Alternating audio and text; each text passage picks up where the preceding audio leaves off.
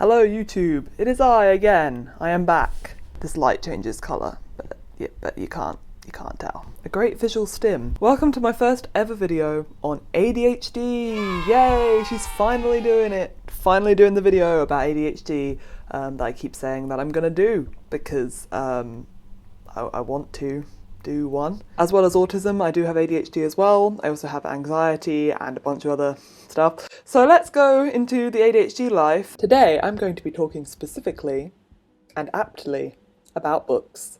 Specifically ADHD and reading. Books are also an autistic special interest of mine, so they hold a dear place in my heart. ADHD plays a massive role in my appreciation of books and my book buying habits. So today I'm going to touch on that. I was waiting to get my eyebrows done and thought, why not just write up all my notes on my phone, because Jesus, as a kid, I've always loved books. My mum used to read to me and my sister all the time. I was always slightly ahead of the other kids, not bragging, just the truth.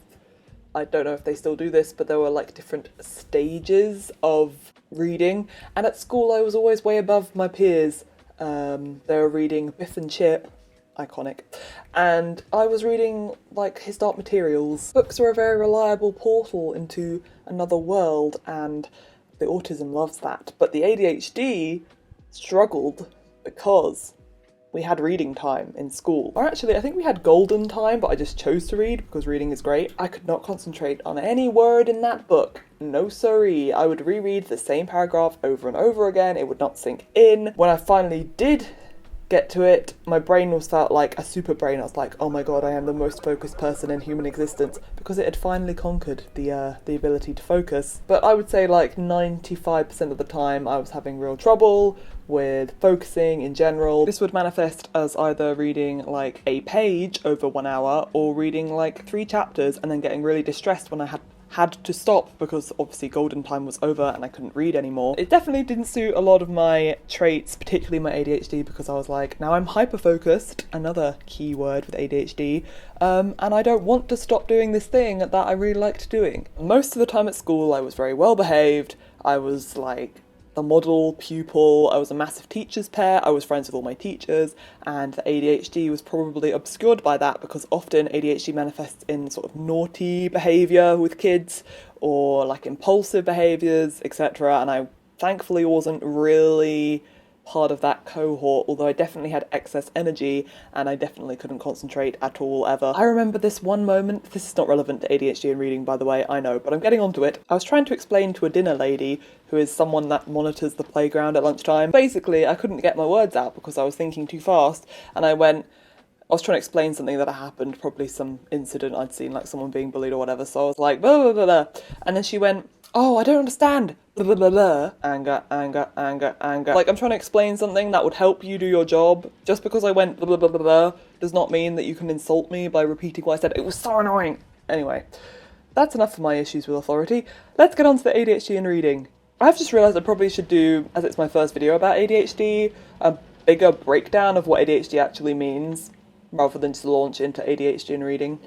That I did not think through, so I will probably do a video all about that, just ADHD by itself and how it manifests. So I would typically be reading lots of books at once. I still do this. I start many a book and very rarely finish them. I normally have at least 10 books on the go, and on my Goodreads I think I only have about 7 showing, but I don't want to like have my currently reading page be like 20 books. That would be kind of apt and accurate, but embarrassing. So a large part of ADHD is extremes. On the one hand, we really want to collect books, and on the other hand, we really just don't care about them anymore and just want to get rid of them. It's like an out of sight, out of mind thing.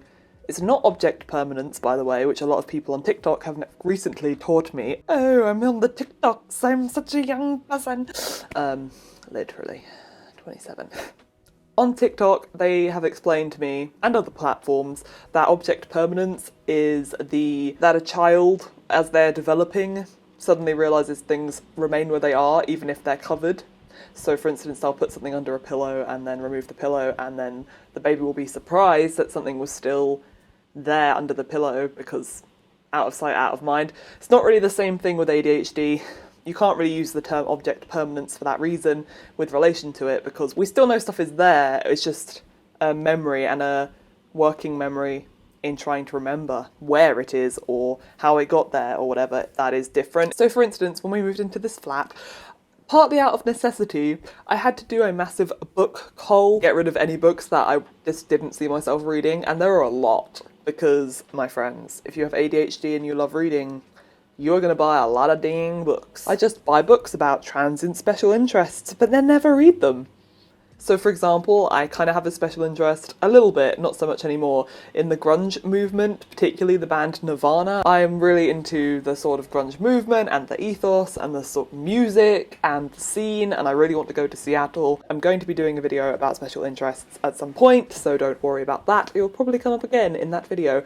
But essentially, I bought loads of books about the grunge movement, and they were quite expensive. They have never been read, and they've been on my shelf for years and years, but I don't want to get rid of them because they're to do with a special interest. But essentially, if anything sort of sparks my interest, I will buy a book on it immediately and then probably never read it. I think ADHD people, they call themselves ADHDers, so I'm also an ADHDer, hello. They might buy books about things like sewing, crafting, hobbies in general, and just never read them because they have like a hobby for like 1 week and then it's gone. It's gone into the ether, never to return. ADHD and autism have like surprising similarities in some ways, but then they can also be complete opposites, and it's really hard to tell the difference between them sometimes, because obviously if you're autistic and you have a special interest, you're going to want to buy books about that, and that can get obsessive. Or the obsession could be books, special interest could be books, so you'll end up buying loads of books, which is kind of what I have. They're both at play when it comes to reading. It's hard to extricate one from the other. Buying books is a serotonin drip into my brain. Is that the right hormone, neurotransmitter, or is it dopamine? I don't know.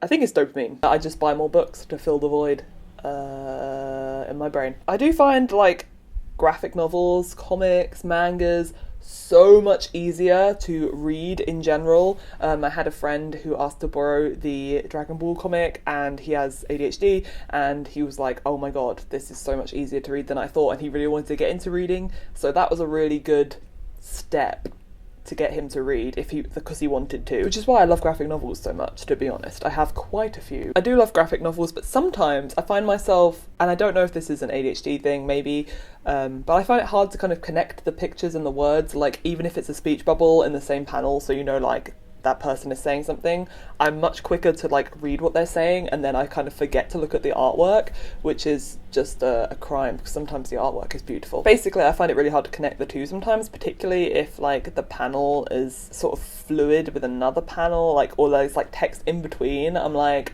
am I meant to read this first? Like, is this relating to the panel I was just talking about? And I also find online text can be easier to read, so like when I'm reading forum posts or like comments on a YouTube video, I will read a lot more and a lot quicker, and the information will go in a lot better than if I was reading like a full book. And I think my theory is because it's obviously broken up into different sections, so obviously your brain is computing it quicker because it's like fragmented rather than being in a big block of text. I also find it so much easier to read like plays, or not so much poetry, interestingly, because I feel like poetry is often written in a way where you're not really meant to read it chronologically, if that makes sense, or you're kind of meant to like ponder it and take some time, which probably is why you'd think poetry would be great for ADHD people to read, but it's definitely not, because it's a thinking exercise. I do love poetry, by the way. I absolutely adore it. But yeah, I have to be in the right brain space to read it, because otherwise that ain't going in my brain. And lastly, I have piles of books everywhere, as you can tell. These may not look like piles, but they are very loosely organised. And I say loosely organised because could I find one of the books that I wanted to find? No. I basically turned my flat upside down, and this is the reason that I'm filming so late and there is no light. Do you know where it was? The last place I probably would have expected, because I think when I put it down I was like, that makes so much sense to put it there. I will remember where that is. No. I did not remember where it was. Reader, I did not remember where it was at all. This shelf, you can't read it probably, are books about sort of Eastern Asian cultures. Got some Chinese writers, Japanese, Korean. You may think that sounds quite organised. That's probably the most organised shelf in my entire flat, because the rest of it is just Books I've read and really enjoy, and then some books on the end that I haven't. Most books I have read, and then again some I haven't. Some magazines that I've had for probably about 2 years and still have never read. Some poems and plays that I actually have read. A bunch of books that I probably haven't read. Some of these are my boyfriend's, to be fair. Board games on the bottom, because I love a board game. I do love a board game. That's not relevant to the video. I am a book hoarder by nature. Their pile will keep a-growing, even if I try not to buy books, because I have, like, no money. Buy what makes you happy. Like, sure, if you like books, buy them. Buy the books. But I will say, if it is getting out of hand, maybe set, like, a mini budget. Like, I've sort of unconsciously got one where I'm only allowed to buy, like, 1 book a month. That doesn't happen. And also trying to think about the fact that if you don't like the book, you then have to sell it, and books often depreciate so much in value, as I now know, because I had to sell a lot of books on, and they do not cost as much as when you bought them. And then audiobooks, some people love them. You can walk around your house and just listen to an audiobook, and then you get stuff done at the same time. I often do this with podcasts, for instance, because then you're not just walking around doing the dishwasher or putting the clothes out or hoovering or whatever, although hoovering is obviously quite hard because it's loud. I have headphones on and I just listen to a podcast. Some people do the same with audiobooks. I have not done this because I personally find audiobooks don't really work for me. I think I have quite bad auditory processing problems, so I can't really get into the book, and also I feel like I have to be exposed to a certain person and their voice for a long time before it can, like, sink into my brain, so the only way this would work was if someone I, like, really knew the voice of would voice the book. So I don't personally like audiobooks. I know you can even rent them from the library. Top tip if you don't want to buy them. They can work for some people though, and then that way you're sort of reading without actually reading with words, you know what I mean? That is all, my friends. Please give this video a like and a subscribe if you want to. Well, actually, you'll be subscribing to me, which is better. Yeah, stay safe, stay comfortable, stay warm somehow. The government has really screwed us over there, and my name is Neve. You've been awesome, as usual. Thank you for watching. Yeah, there's some more things here that you can watch if you want to.